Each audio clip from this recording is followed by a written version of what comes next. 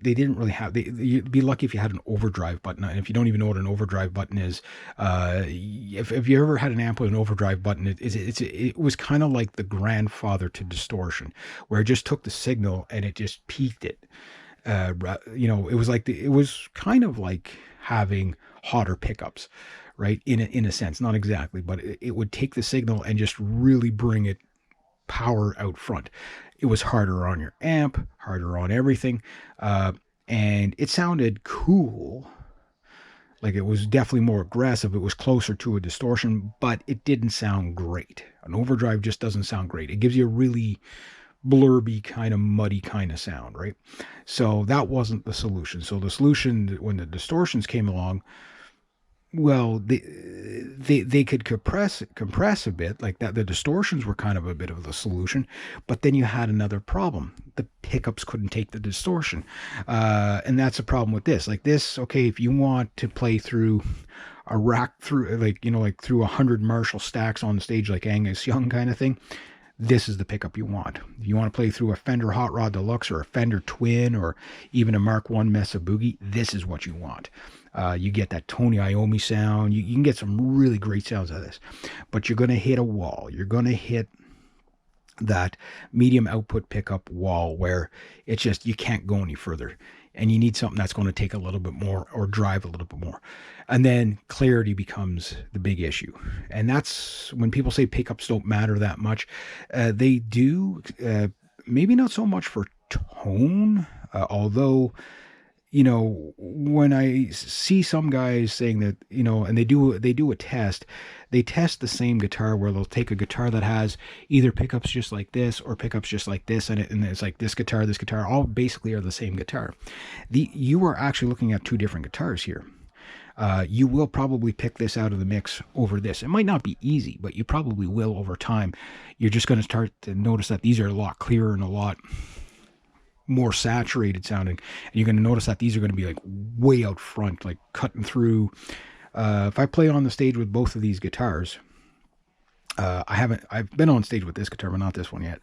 But what you find with the high output pickups, again, you have to have that compression there. But if I'm playing, let's say, through, I don't know, we'll say dual rectifier Mesa Boogie fully compressed, right? As much distortion as humanly, like Niagara Falls of distortion, right? And I'm at a certain volume. We'll say at the same volume, okay? And I'm playing through a Fender single speakered Hot Rod Deluxe at the same volume, okay? This guitar will overpower that guitar every single time because of that lack of compression. This will be way more out front. The guitar just shoots out. These pickups just cut through because of the way they're designed, right? The single pole pickup. Now, if they were four wired like that, then you would notice, and you grab this guitar, you plug it into the same rig as that guitar, you'll notice a drop in output, right? So it's not a big drop in output, but you'll notice a drop in output. You'll notice a drop in drive. Sounds like my cat wants up. And when you're picking pickups, it's those little things that make the difference. Maybe not so much in the studio, but for as often as you're in the studio versus how much you play live and how much you just practice in your own bedroom and stuff like that, that's where you notice it. So when you're recording, sometimes less is more. You get a much softer sound with the lower output pickup. Sometimes that leads to a little bit better clarity too, but then you lose the drive, right? So with the high output pickups, you tend to get more drive, especially in the low end. You get more drive, which gives you that anger and the aggression and everything like that. And then it's just a matter of whatever the tone curve of the speaker or of the pickup is. Like for these, I would say the tone curve kind of goes, here's your low, you got a lot of mids and then a certain amount of highs, maybe somewhere around there. Where those, it's kind of like you got a lot of lows, fairly low mid, and a really high. If you go by Seymour Duncan's site. But you can kind of hear that the mids are not as dominant in here. So when you go with that kind of sculpted mid sounds killer, right? Where this, it sounds killer, but it's still more out front. So when you want to do leads, this guitar really kills it with the leads because it's so out front. It just, every note just kind of rips your head off. But in order to maintain the clarity, you have the medium output pickups. gives you a little bit more clarity when you're uncompressed. And the fact that it's a medium output pickup, you're not so harsh playing in just about any amp. You can plug it in. You could plug it into a practice amp, no problem. You can plug it into a hot rodded amp, effects pedals, everything. It doesn't matter. You can get away with it because the signal is not so hot. And if hopefully I'm getting across what I want on that part of the, in this part of the video. We do it for time. Oh yeah, there's definitely going to be a two-parter for sure. But the reason I'm discussing this is that a lot of people, when they're looking for a guitar, they think just hotter's always better, and without context of why you're getting a hotter pickup. So you get a hotter pickup usually to get more drive, to get more saturation, etc., etc. But if the pickup is just hotter without the clarity or out compression, then you just get a harsh sounding pickup, a harsh, muddy sounding pickup. If you want to be, a little more versatile between clean and, gain stages, a medium output pickup does that better. So like, for example, the cleans on this are just stellar in comparison to that in a lot of ways. That cleans up really good, but the only way you clean up these guys really good is you got to split it, which kind of doesn't have the output, but it lowers it down a lot more tolerable. Otherwise, when you're like this, it's almost a little bit too, it sounds good, but it's just, even on the clean, you have to have them kind of a bit of a compressed sound, or else again, they sound harsh. Where these, you put them on clean, they just sound like gold. It's angels singing when these things are on clean. You say, yeah, but I only play metal. Well, okay, maybe you do, okay, but you may come to a point where it's like, okay, you got to fill in for a band that does classic rock, right? You can do classic rock with that. There's no problem, right? But you're going to have to dial things back a lot. And if there's a lot of clean parts, you're going to, again, this was the whole reason why Mark Holcomb put that on there, just so when he came to his clean parts, he wasn't ripping everybody's ears out, right? Again, that guitar will peel the paint off the wall, which makes it great, but you have to be able to tame it. This guitar, it's as lively as you need it to be without it being overkill. So you can play your classic rock, classic metal, deathcore. It's not going to get there. It's just really not going to be the guitar for it. You could do deathcore with that.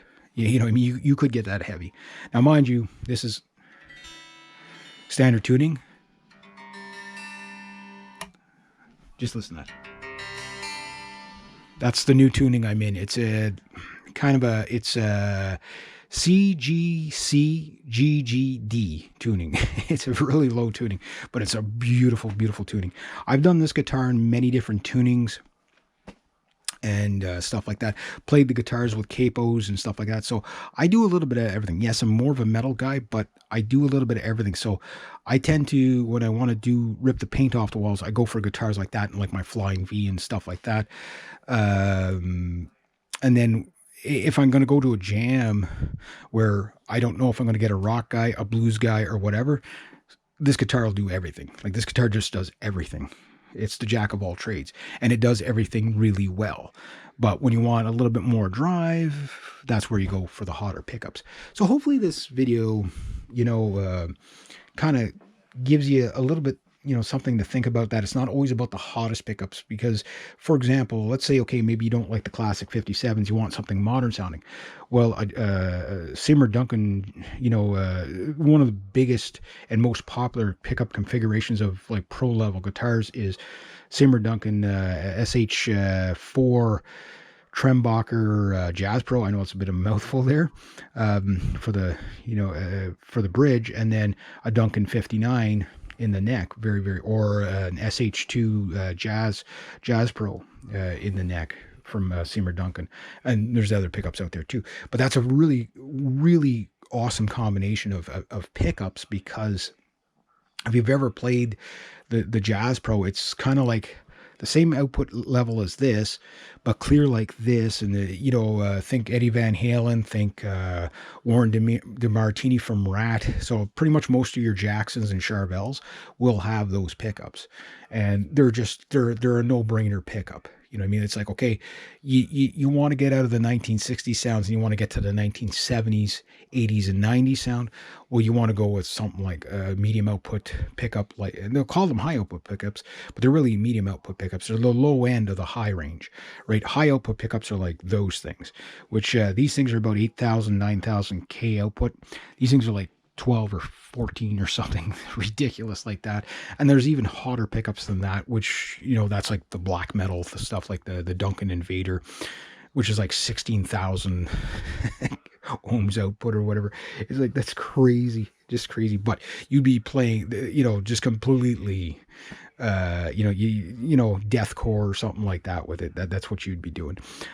So yeah, don't always assume that a pickup, for example, I don't have the guitar anymore, but I had a Ibanez Artcore AF75, the jazz box hollow body, and it had Al Nickel 2 pickups in it. And these pickups had like like you couldn't distinguish the bridge pickup from the neck pickup hardly at all in tone. And even with the two of them, it didn't matter what amp you put it through, it was like it played it no problem, but they were so weak sounding. I was just like, these are the worst pickups ever, and whatever. And then I recorded with them, and I've never, still to this date, have yet to hear a guitar with that sweet of a tone. So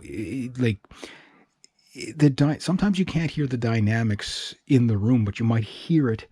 Especially like I say, that little edge of breakup stuff, you tend to hear it more on the lower output pickups, because it just, the signal isn't so hot that it's drowned out by that the extra boost, right? So like,